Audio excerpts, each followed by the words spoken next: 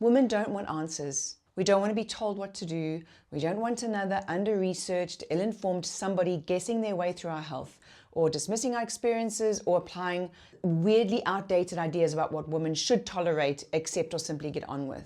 Because for so much of our lives, that's exactly what we've had, and that is exactly what the problem is. Nobody said, you're going to experience perimenopause and it could affect everything, from your sleep, your mood, your brain, your body, your relationships.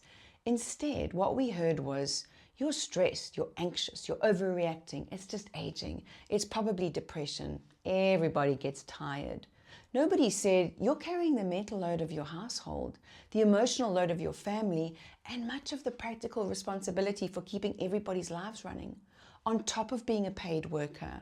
Instead, we heard, you should ask for help. Why didn't you remind me? You need to delegate. You're just better at these things. You worry too much. You're a control freak. And for a long time, we waited for somebody to tell us what was happening or what was wrong. Our doctors, researchers, health professionals, people we assumed would have the answers because that's what we're conditioned to trust.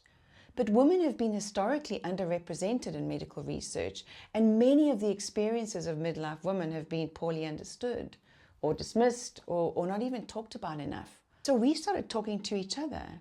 And I know that's not new because women have passed down knowledge between each other for centuries through stories and conversations, except now we're doing it on a much greater scale. What someone says in Perth resonates with someone in London. Somebody then gives it a word, and then somebody else jumps in with the research they've been reading or the doctor that they've been speaking to. And slowly, experiences that have existed privately in millions of women's lives start to become visible. And we've started to find the words: perimenopause, mental load, emotional labor, burnout, people-pleasing, boundaries. And once you can name something, you can do something with it. You can research it, question it, talk about it, ask for help, challenge it, set a boundary around it, walk into a doctor's office and advocate for yourself. Walk into your home and say, this actually isn't working for me anymore. And why? Find other women experiencing exactly the same thing and realize this thing you thought was uniquely wrong with you isn't unique at all. And that's one of the biggest things I've learned from these 3 years of conversations with thousands of women. When you have the words to describe what you're experiencing, you have one of the most valuable tools you did not even know you needed. Because what you can change and what you can make happen from there is much bigger than any answer a doctor, a psychologist, a health professional, or even I can give you. And yes, those words, they might upset the apple cart. They might change marriages, workplaces, healthcare, families, expectations, the things that women are prepared to tolerate and the things that we're no longer willing to carry.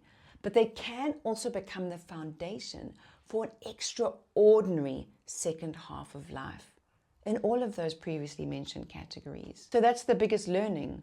Women want the powerful tool of words. They want change and they can now communicate it. It doesn't have to be an explosion. It doesn't have to be everything falling apart. It can be a powerful transition. That might be a bit uncomfortable, but it's the best for everything and everyone.